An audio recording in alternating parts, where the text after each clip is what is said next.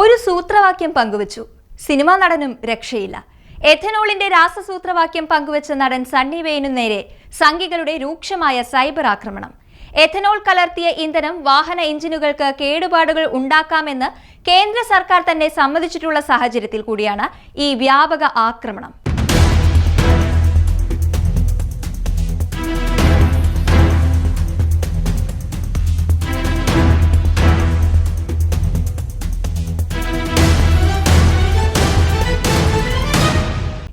സർക്കാരിന്റെ വിവാദപരമായ എഥനോൾ മിശ്രിത ഇന്ധന നയത്തെയും അതിനെതിരെ ഉയർന്ന ജനരോഷവും രാജ്യം സാക്ഷ്യം വഹിച്ചുകൊണ്ടിരിക്കുകയാണ്. ഈ പ്രതിഷേധങ്ങൾ സംഘപരിവാർ വിഭാഗങ്ങളെ എത്രത്തോളം അസ്വസ്ഥമാക്കുന്നു എന്നതിന്റെ ഏറ്റവും ഒടുവിലെ ഉദാഹരണമാണ് മലയാള സിനിമാ നടൻ സണ്ണി വെയിനു നേരെ നടക്കുന്ന സൈബർ ആക്രമണം. ഭയാനകമായ ഒരു സാമൂഹിക സാഹചര്യത്തിലേക്കാണ് ഇത് വിരൽ ചൂണ്ടുന്നത്.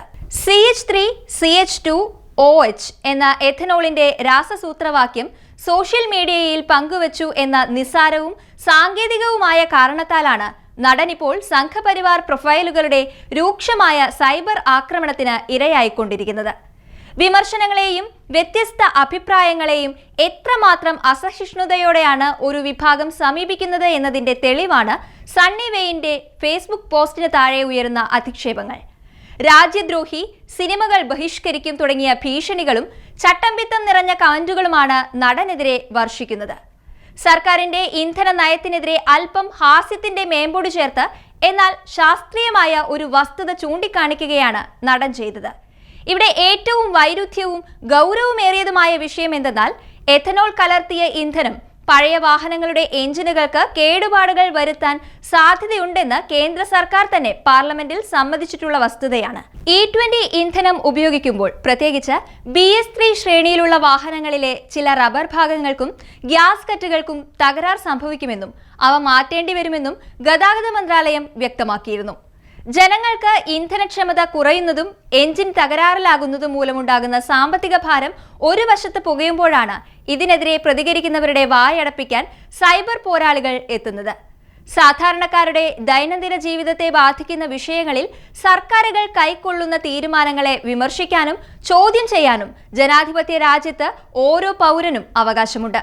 കലാകാരന്മാർ ഇത്തരം ജനകീയ വിഷയങ്ങളിൽ തങ്ങളുടെ ശബ്ദമുയർത്തുമ്പോൾ അതിനെ ആശയപരമായി നേരിടുന്നതിന് പകരം അധിക്ഷേപങ്ങളും വ്യക്തിഹത്യയും നടത്തുന്നത് സർവാധിപത്യ മനോഭാവമാണ്. വരും വർഷങ്ങളിൽ പെട്രോളിൽ എഥനോളിന്റെ അളവ് 30% ഉയർത്താനും ഡീസലിൽ ഐസോബ്യൂട്ടനോൾ കലർത്താനും സർക്കാർ ലക്ഷ്യമിടുമ്പോൾ അതുണ്ടാക്കുന്ന പാർശ്വഫലങ്ങളെക്കുറിച്ച് ജനങ്ങൾക്കുള്ള ആശങ്ക തികച്ചും ന്യായമാണ്.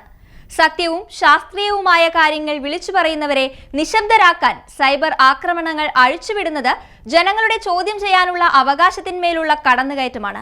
ഒരു കെമിക്കൽ ഫോർമുല പോസ്റ്റ് ചെയ്തതുകൊണ്ട് മാത്രം ഒരു നടനെ രാജ്യദ്രോഹിയാക്കി ചിത്രീകരിക്കുന്നത് വസ്തുതാപരമായ വിമർശനങ്ങളെ സഹിഷ്ണുതയോടെ നേരിടാനുള്ള കഴിവില്ലായ്മയെയാണ് കാണിക്കുന്നത്. ഇത്തരം സൈബർ ആക്രമണങ്ങൾക്കെതിരെ സാംസ്കാരിക സാമൂഹിക രംഗങ്ങളിൽ നിന്നും ശക്തമായ പ്രതിഷേധം ഉയർന്നു വരേണ്ടതുണ്ട്.